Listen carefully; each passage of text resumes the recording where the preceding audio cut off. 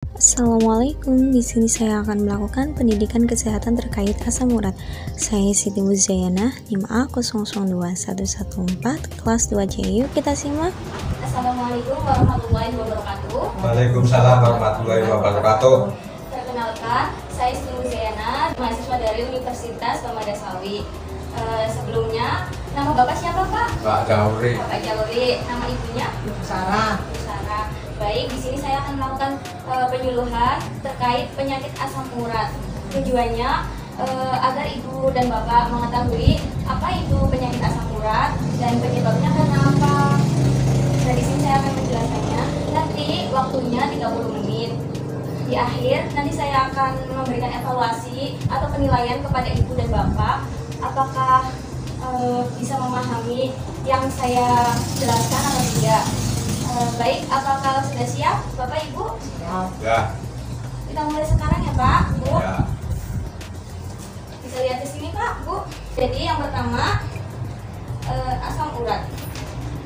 Nah, apakah Bapak tahu penyakit asam urat itu apa?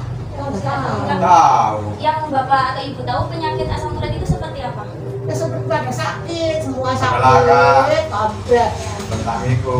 Kaki ya sakit, tangan bebor bisa kayak piye jare. Ibu iki kok bisa kayak piye, benar kabeh. Jadi di sini saya akan menjelaskan terkait dengan penyakit asam urat Ibu atau dengan nama lain gout. Jadi orang awam bilang itu sebagai penyakit asam urat adalah salah satu jenis radang sendi yang terjadi karena adanya penumpukan kristal asam urat. Kondisi ini dapat terjadi pada sendi manapun seperti di jari kaki, jempol, pergelangan kaki, lutut, dan paling sering itu di jempol Ibu. Jempol yang kaki dengkul. Jadi di sini tuh ada kadar normal dari asam urat itu yang pertama untuk pria 3,4 sampai 7 mg per desiliter. Yang kedua untuk wanita 2,4 sampai 6,0 mg per desiliter. Minum ya? Bukan, ini batas normalnya Pak. Nah, tanda dan gejalanya itu apa saja? Tanda dan gejalanya itu yang pertama kesemutan dan linu. Enggak semua. Kram. Ya. Kesemutan linu kram. Yang kedua, nyeri terutama pada malam dan pagi hari ketika bangun tidur. Tidur. Betul. Yang ketiga, bengkak, kemerahan, keunguan, Hitam. ya, panas pada sendi yang terkena asam urat. Sudah paham? Tadi tanda dan gejalanya ya. Yang selanjutnya, penyebab asam urat. Penyebab asam urat itu bisa karena peningkatan kadar asam urat yang disebabkan karena konsumsi makanan yang mengandung tinggi purin dan kurangnya pengeluaran asam urat dari ginjal. Terus yang selanjutnya, apa saja sih faktor dari asam urat? Faktor asam urat itu yang pertama karena jenis kelamin. Yang kedua, umur. Yang ketiga, berat badan. Jadi berat badan yang berlebih itu bisa menjadi faktor dari asam urat. Yang keempat, tekanan darah. Yang kelima, fungsi ginjalnya itu menurun.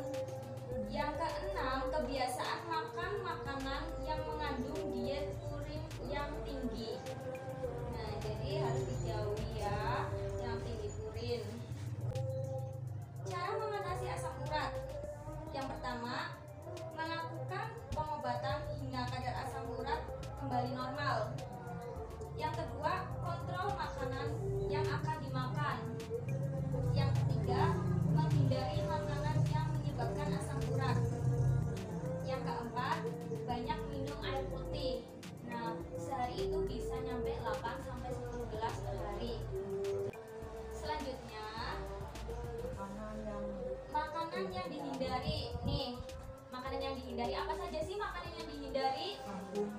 Yang pertama, makanan laut seperti kepiting, udang, bukur, remis, cumi-cumi, pokoknya makanan laut. Tidak boleh. Tidak boleh dimakan. Bolehnya bandeng belana. Yang kedua, minuman yang mengandung alkohol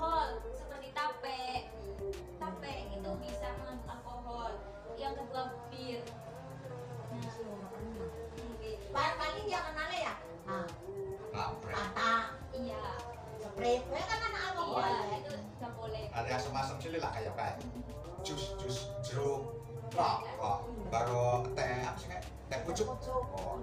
Nah, pernah tidak? Yang ketiga, makanan kaleng seperti sarden, ikan sarden itu yang kecil, dan kornet itu daging. Bongkota. Iya, terus jeroan itu bisa dari usus, ginjal, jantung, paru-paru. Tapi makan sih boleh, tapi sedikit. Nggak boleh dimakan walaupun sedikit. Ngejes. Silakan mari jeroan. Nggak boleh dimakan ya Pak. Barang anu? Jauhi. Wah, saya tahu ngan jeroan, orang tua yang memang orang yang jeroan. Tapi Sekarang nggak boleh ya Pak. Sekarang harus dijauhi. alasan ini untuk pas jeroan dipangan. Yang kelima, kaldu daging. Lah dagingnya gua ya kayak. Adik. Iya, dagingnya aja nggak boleh dimakan, apalagi kaldunya. Iya. Pada haji anaknya. Pasar mana sudah dengan daging? Bagus. Orang tua yang sate. pasar itu ya ada ya. Daging pedus, daging sapi, daging entok, dan ayam sayur orang doyan kabeh. Terus apa sih? Kenapa semua makanan dilarang? Terus kita harus makan apa? Kenapa dilarang semua? Banget daging. Nah, makanan yang boleh dikonsumsi, yang pertama susu, keju, telur. Yang kedua, sumber karbohidrat seperti nasi, ubi-ubian, Iya. biskuit, Enak. gandum, Boleh. boleh. Iya.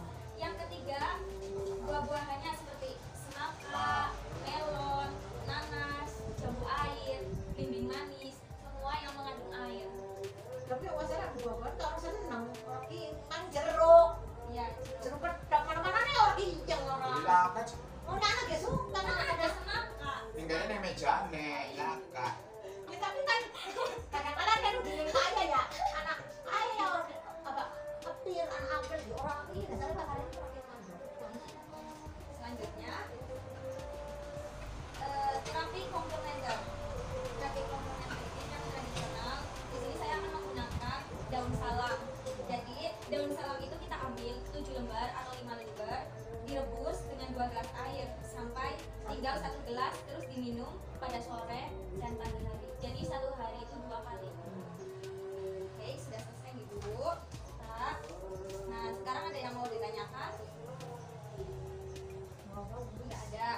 Jadi di sini saya akan mengevaluasi Ibu dan Bapak. Tadi makanan apa saja yang harus dihindari?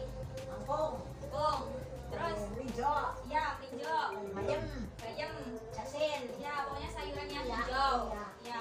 Terus apa sih makanan apa yang harus dimakan? Sambal hijau. Yang harus dimakan tadi Pasar masih makan, kacang masih makan. kacang boleh dimakan, tapi Kacang aja sih jangan asem. iya, tapi itu bisa menyebabkan asam urat. Iya, kita nol dikasih. Iya. Tadi yang saya jelaskan apa yang harus dimakan? Kayak sayur-sayuran nih. Susu, Iya, iya, telur. Kopi. Jangan Pak, itu kopi dapat menyebabkan asam urat. Iya, ini makan do kayak kopi kan susu. Susu kalah susu ge. Susu ge orang doyan sih manggung ramis. Dan kita campurnya kopi susu campurnya. Susu. Kopi susu. Ya Pak, berarti Bapak dan Ibu sudah paham. Di sini saya akan membagikan leaflet kepada Bapak dan Ibu. Ini untuk dibaca. Mangannya Kak. Dan di sini tadi ada semua yang saya jelaskan di sini, tinggal dibaca ya Pak, Bu. Sini makan. Iya, tadi tanda dan gejalanya apa saja? Ya sakit semua. Iya, apa saja? Kaki nih Kakinya sakit. Tangannya ya kaki jentik-jentik yang sakit. Iya sakit. Terus Sakitnya apalagi? berbatu sakit baik. Linu. Iya betul. Tadi Tapi orang berat. bagai linu. Giginya sakit. Sampai ke gelengnya, begitu sakit yang dasar ya tadinya sakit. Baik, ini Bu, silakan diterima. Nah, sekarang sudah selesai. Terima kasih atas Bapak dan Ibu atas meluangkan waktunya untuk saya menjelaskan tentang penyakit.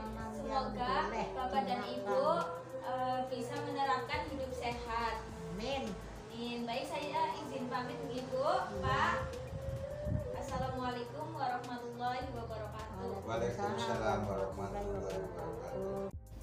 Terapi komplementer, kompres hangat air rebusan kayu manis. Apa saja sih manfaatnya? Yang pertama, menurunkan kadar asam urat serta menghilangkan rasa nyeri. Berikut adalah bahan-bahannya. Bagaimana sih cara membuatnya? Yang pertama, tuangkan kayu manis ke dalam panci. Tunggu sampai mendidih. Setelah mendidih, tuangkan ke dalam bak atau wadah. Tunggu sampai hangat. Dan tara, udah jadi. Di sini saya akan melakukan terapi komplementer. Terapi komplementernya yaitu kompres air rebusan kayu manis. Ya, nanti tujuannya untuk mengurangi nyeri pada sendi-sendi yang ibu terkena asam urat. Nanti prosedurnya cukup ikuti arahan saya nih Bu. Nanti waktunya kurang lebih 15 menit sampai 30 menit. Bisa kita mulai sekarang Bu? Ya bisa. Bisa, baik kita mulai sekarang ya Bu. Ya. Kompres ke permukaan yang terasa nyeri di bagian lutut.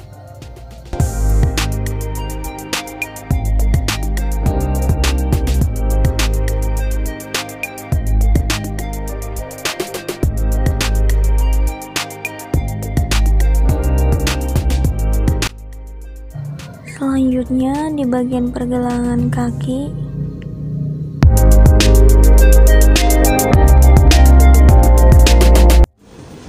Ibu gimana Bu setelah dikompres air rebusan kayu manis? Rasanya gimana? Apakah udah enakan? Nyerinya apakah udah hilang? Ya mendingan enakan, ya udah enakan. Udah enakan. Ya. Nyerinya udah berkurang ya Bu? Ya. Nanti jika Ibu merasakan nyeri lagi, Ibu bisa kompres sendiri menggunakan rebusan air kayu manis. Iya. Ya. Bikin sendiri. Iya. Bila perlu nanti suami Ibu yang bikinin. Iya. Ya. Baik Ibu, saya izin pamit. Terima kasih atas waktunya. Assalamualaikum warahmatullahi wabarakatuh. Salam warahmatullahi wabarakatuh. Terima kasih sudah menonton, semoga bermanfaat. Assalamualaikum.